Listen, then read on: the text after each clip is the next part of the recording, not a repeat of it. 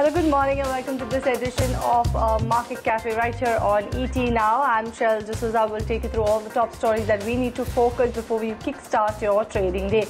So let's get going with the global market handover that we got, in a really strong one. On that end, if you see the way how US markets as well as European markets shut shop yesterday, it was a very strong one. Pfizer and its German partner BioNTech have reported a positive data from their late-stage COVID-19 vaccine trial. They're saying that the effectiveness of their COVID-19 vaccine was over 90%, and that is what gave a real boost to the US markets. Dow as well as S&P 500, both of them started on they hit a record high levels on at open itself. So if you look at the one that were the real winners in yesterday's trading session, it was the energy, travel, financial stocks that gained, as well as you had the aviation stocks, the airline stocks, the leisure stocks that gained across the United States as well as the European region.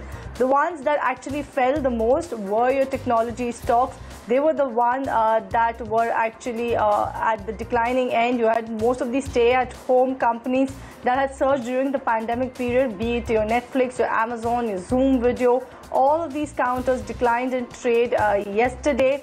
Also, if you look at NASDAQ, that is the reason why NASDAQ fell, was the tech weighed heavy on NASDAQ Composite. NASDAQ ended lower by about 1.5%. Dow ended higher by about 3%. You had S&P 500 that gained about 1.2% in a trade yesterday. Pfizer rose by about 7.7% after saying that the trial of its experimental vaccine showed that it was more than 90% effective. If you look at energy sector, that surged by about 14.2%, outperforming other sectoral indices. Your financials rose by about 8.2%. Consumer discretionary fell by about 1.5%. In that, Amazon was the one that dropped most, by about 5.1%. Apple also declined by about 2%. Zoom Video, like I mentioned earlier, also that declined by 17.4%. Netflix was down by about 8.6%. But if you look at what the Asian peers are doing today, positive cues coming in from the Asian peers as well. SGX Nifty hinting that we have a positive start ahead for us. But let's talk more about the global scenario and what we witnessed in yesterday's trading session and what is expected out of it. Going ahead, we are joined now by Peter Cardillo of Spartan Capital Securities. Good morning, Peter. Thank you for joining ET Now. This is Cheryl on the other side. Let me begin by asking you about the optimism that is there throughout the markets as well as asset class. It's about the COVID-19 vaccine. Looks like we're inching closer towards it, but is it right to get too optimistic about it already? I think the market overreacted to that news because, even though it's really good news, and there's no question about that, the market actually in the pre-market session was higher, and it was higher because of the election effect. Obviously, the markets were applauding the fact that President-elect Biden had won the elections. But what happened was when the news came out, it took everyone by surprise. And of course, the fact that it's still in under trials, and of course it needs to be presented to the FDA, which means that we could go at least another 6 to 7 months before the vaccine will be available. So it's good news, but I do believe the market's overreacted. Also, let's talk about the U.S. political situation right now. You had U.S. Attorney General William Barr actually tell the federal prosecutors to look into substantial allegations of voting irregularities. So you think that will also now weigh on the markets, the fact that the counting also could be contested going ahead? Well, look, there's no question that, this is it'll be a contested election. Obviously, the Trump team has already begun a process to begin recounts in certain states. But I think unless the Supreme Courts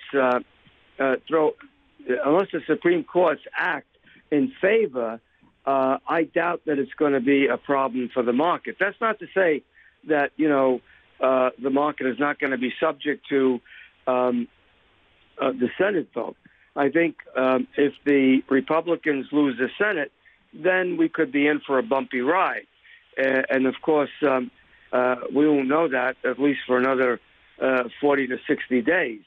But a contested election, I don't think it's going to have a serious negative effect unless there would be some sort of decision by the Supreme Court.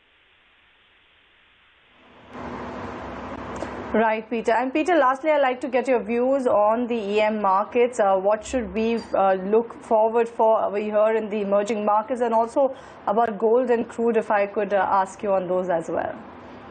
Sure, absolutely. I think the emerging markets are going to follow the global markets. And as I said before, the global markets, have acted quite positively to the election results.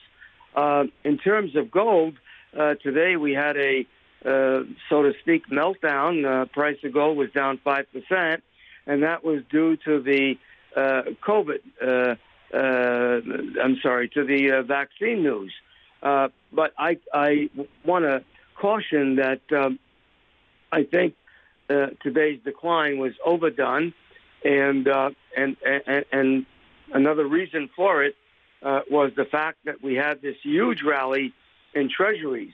The 10-year is not far away from the 1% mark. And that's all due to the fact that, the enthusiasm that the enthusiasm over the vaccine has led people to think that a cure is around the corner. And I would be very cautious on that, because I think it's coming. There's no question about it, but I don't think it's imminent. And so, we could see a strong reversal in gold prices and in treasury yields. Right. Thank you, Peter, for joining us this morning, giving us your view on the global markets, other asset classes as well. That was Peter Cardillo, who joined us on the phone line. But